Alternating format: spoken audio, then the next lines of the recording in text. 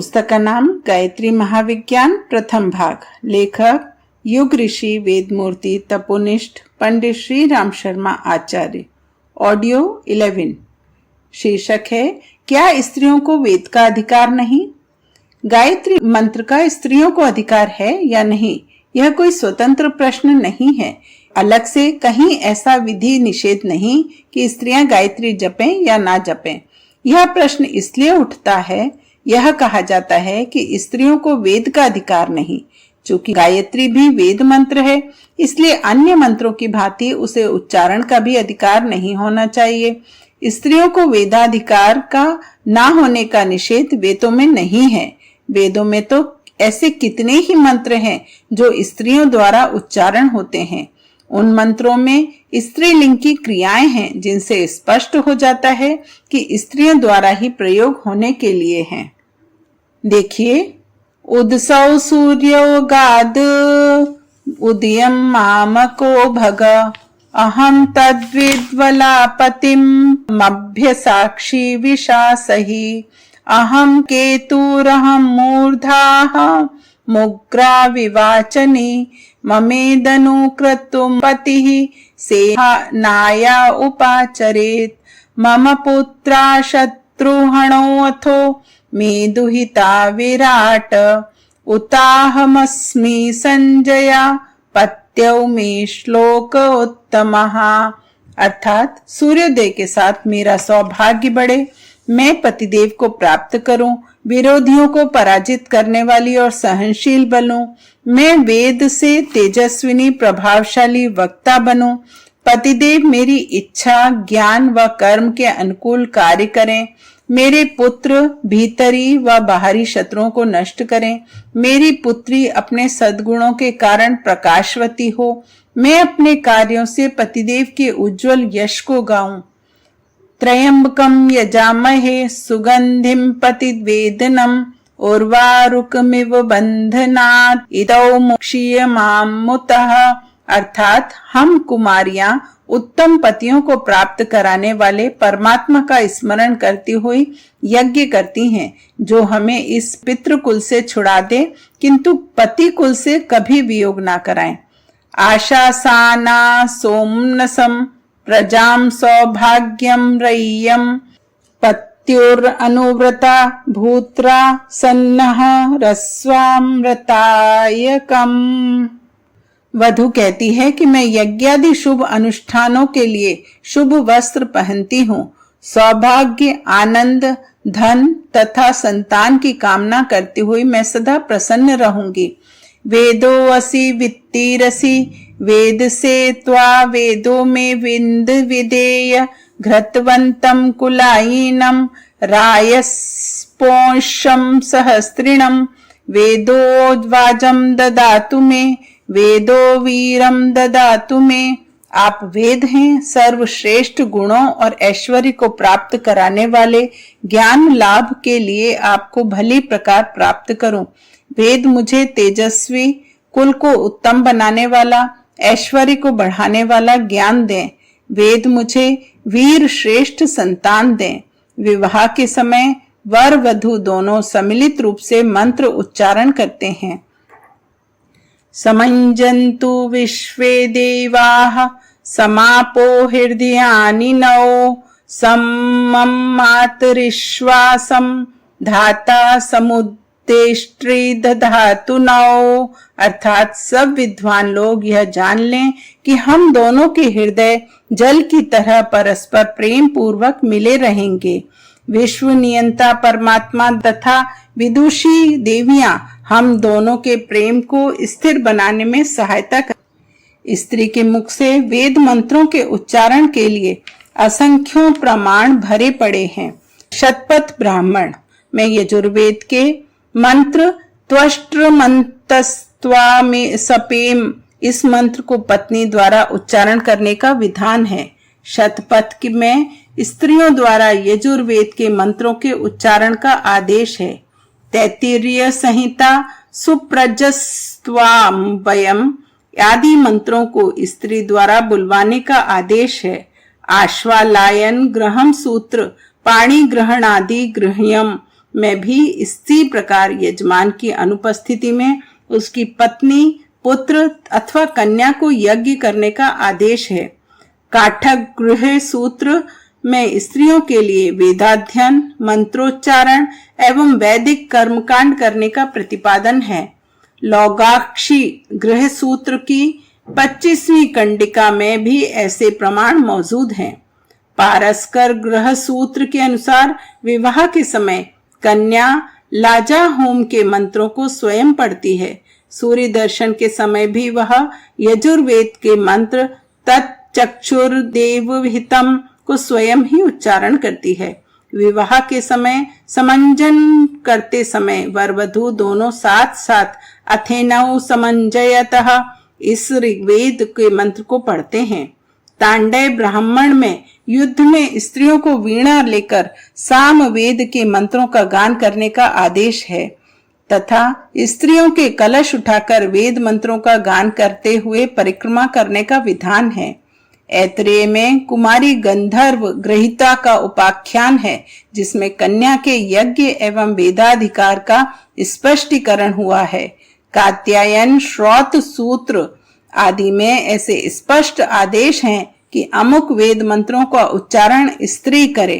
लाटियायन श्रौत सूत्र में पत्नी द्वारा सस्वर सामवेद के मंत्रों के गायन का विधान है। सांख्यायन श्रौत सूत्र के आश्वालयन श्रौत सूत्र में इसी प्रकार के वेद मंत्रोच्चारण के आदेश हैं। मंत्र ब्राह्मण के में कन्या द्वारा वेद मंत्र के उच्चारण की आज्ञा है। नीचे कुछ मंत्रों में वधू को वेद पारायण होने के लिए कितना अच्छा आदेश दिया है। ब्रह्मा परम युज्यताम ब्रह्म पूर्वम ब्रह्मांततो मध्यतो ब्रह्म सर्वतः अनाव्याद्याम देवपुराम प्रपद्य शिवास्यो नापति लोके विराज। हे वधू, तुम्हारे आगे पीछे मध्य तथा अंत में सर्वत्र वेद विषय ज्ञान रहे। वेद ज्ञान को प्राप्त करके तदनुसार तुम अपना जीवन बनाओ। मंगलमय, सुखदायिनी एवं स्वस्थ होकर पति के घर में विराजमान और अपने सद्गुणों से प्रकाशवान हो। कुलायिनी घृतवती पुरंधी सियोने सीद सदने पृथिव्याः अभित्वा रुद्रावसवो गृणीत्वीमा ब्रह्म पिपी सौभगाय अश्विन अध्वरयः सादयताम इहित्वा। हे स्त्री, तुम कुलवती, घृत आदि पौष्टिक पदार्थों का उचित उपयोग करने वाली, तेजस्विनी, बुद्धिमती, सत्कर्म करने वाली होकर सुख पूर्वक रहो। तुम ऐसी गुणवती और विदुषी बनो कि रुद्र और वसु भी तेरी प्रशंसा करें। सौभाग्य की प्राप्ति के लिए इन वेद मंत्रों के अमृत का बार बार भली प्रकार पान करो। विद्वान तुम्हें शिक्षा देकर इस प्रकार की उच्च स्थिति पर प्रतिष्ठित कराएं। यह सर्वविदित है कि यज्ञ बिना वेद मंत्रों के नहीं होता और यज्ञ में पति पत्नी दोनों का सम्मिलित रहना आवश्यक है। रामचंद्र जी ने सीता जी की अनुपस्थिति में सोने की प्रतिमा रखकर यज्ञ किया था। ब्रह्मा जी को भी सावित्री की अनुपस्थिति में द्वितीय पत्नी का वरण करना पड़ा था, क्योंकि यज्ञ की पूर्ति के लिए पत्नी की उपस्थिति आवश्यकीय है। जब स्त्री यज्ञ करती है तो उसे वेदाधिकार ना होने की बात किस प्रकार कही जा सकती है। अयज्ञो वा एष योः पत्नीकः तैत्तिर्य, अर्थात बिना पत्नी के यज्ञ नहीं होता। अथो अर्धो वा एष आत्मनः यत् पत्नी, तैत्तिरीय में बोला है, अर्थात पत्नी पति की अर्धांगिनी है, अतः उसके बिना यज्ञ अपूर्ण है। या दंपत्ति समनसा सुनुत आच धावतः देवासो नित्ययो शिरा। ऋग्वेद। हे विद्वानों, जो पति पत्नी एक मन होकर यज्ञ करते हैं और ईश्वर की उपासना करते हैं, भीत्वा तत्स्त्रे मिथुना अव्यस्ययुवो गवन्यतः द्वाजनः स्वर्यन्तः समूहसि। ऋग्वेद। हे परमात्मा, आपके निमित्त यजमान पत्नी समेत यज्ञ करते हैं। आप उन लोगों को स्वर्ग की प्राप्ति कराते हैं, अतः वे मिलकर यज्ञ करते हैं। अग्निहोत्रस्य शुश्रूषा संध्योपासनमेव च कार्यं पत्न्या प्रतिदिनं बलिकर्म च नैतिकम्। पत्नी प्रतिदिन अग्निहोत्र, संध्योपासना, बलि वैश्य आदि नित्य कर्म करे। यदि पुरुष ना हो तो अकेली स्त्री को भी यज्ञ का अधिकार है। देखिए, होमे कर्तारः स्वयं त्वस्या संभवे पत्न्यादयः गदाधाराचार्य।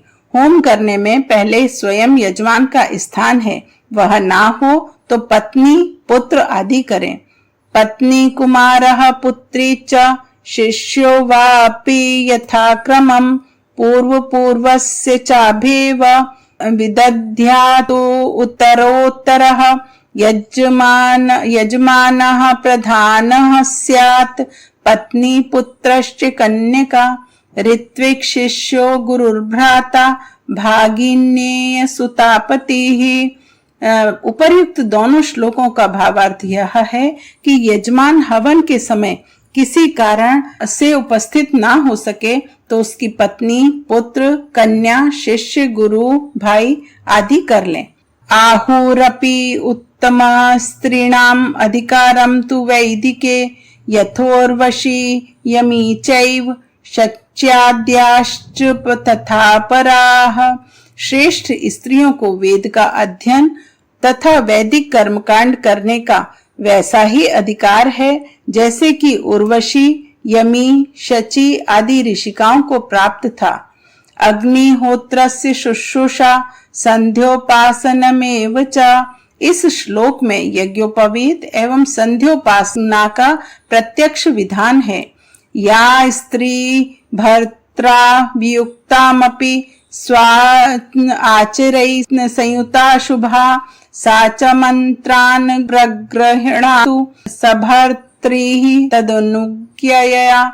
उत्तम आचरण करने वाली विधवा स्त्री वेद मंत्रों को ग्रहण करे और सधवा स्त्री अपने पति की अनुमति से मंत्रों को ग्रहण करे। यथाधिकारः श्रौतेषु योषितां कर्मसु श्रुतः एवमेव अनुमनस्मनयस्व ब्राह्मणी ब्रह्मवादिनाम। जिस प्रकार स्त्रियों को वेद के कर्मों में अधिकार है, वैसे ही ब्रह्म विद्या प्राप्त करने का भी अधिकार। कात्यायनी च मैत्रेयी गार्गी वाचक्नवी तथा एवमाद्या विदुर्ब्रह्म तस्माद् स्त्री ब्रह्मविद् भवेत्। जैसे कात्यायनी, मैत्रेयी, वाचक्नवी, गार्गी आदि ब्रह्म, वेद और ईश्वर को जानने वाली थी, वैसे ही सब स्त्रियों को ब्रह्म ज्ञान प्राप्त करना चाहिए। वाल्मीकि रामायण में कौशल्या, कैकेयी, सीता, तारा आदि नारियों द्वारा वेद मंत्रों का उच्चारण, अग्निहोत्र, संध्योपासन का वर्णन आता है। संध्या काल मनाः श्यामा ध्रुवम एष्यति जानकी नदीम चेमां शुभ जलाम संध्यार्थे वरवर्णिनी। सायकाल के समय सीता उत्तम जल वाली नदी के तट पर संध्या करने अवश्य आएगी। वैदेही शोक संतप्ता हुताशनम उपागमत, अर्थात तब शोक संतप्त सीता जी ने हवन किया। तदा सुमंत्रम मंत्रज्ञा कैकेयी प्रत्युवाचः। वेद मंत्रों को जानने वाली कैकेयी ने सुमंत्र से कहा, सा क्षौम वसना हृष्टा नित्यं व्रत परायणा अग्निम जुहोति स्म तदा मंत्रवत कृतमंगला। वह रेशमी वस्त्र धारण करने वाली व्रत परायण प्रसन्नमुखी मंगलकारिणी कौशल्या मंत्र पूर्वक अग्निहोत्र कर रही थी। ततः स्वस्त्ययनं कृत्वा मंत्रविद विजयेशिणी अंतःपुरः सहस्त्रिभिः प्रविष्टा शोक मोहिता तब मंत्रों को जानने वाली तारा ने अपने पति बाली की विजय के लिए स्वस्ति वाचन के मंत्रों का पाठ करके अंतःपुर में प्रवेश किया। गायत्री मंत्र के अधिकार के संबंध में तो ऋषियों ने और भी स्पष्ट शब्दों में उल्लेख किया है। नीचे के 2 स्मृति प्रमाण देखिए जिनमें स्त्रियों को गायत्री की उपासना का विधान किया गया है। पुरा कल्पे तु नारीणाम मौंजी बंधन मिष्यते अध्यापनम च वेदानम सावित्री वाचनम तथा। प्राचीन समय में स्त्रियों को मौंजी बंधन वेदों का पढ़ाना तथा गायत्री का उपदेश इष्ट था। मनसा भर्तु रतिचारे त्रिरात्रम यावकम क्षीरौदनम च भुंजानाध शयित ऊर्ध्वम त्रिरात्रादप्सु निमग्नायाः सावित्र्य अष्टष्टेन शिरोभिर्जुहुर्यात् भूत भवतीति विज्ञायते। यदि स्त्री के मन में पति के प्रति दुर्भाव आए तो उस पाप का प्रायश्चित करने के लिए 108 मंत्र गायत्री जपने से वह पवित्र होती है। इतने पर भी यदि कोई यह कहे कि स्त्रियों को गायत्री का अधिकार नहीं, तो दुराग्रह या कुसंस्कार ही कहना चाहिए।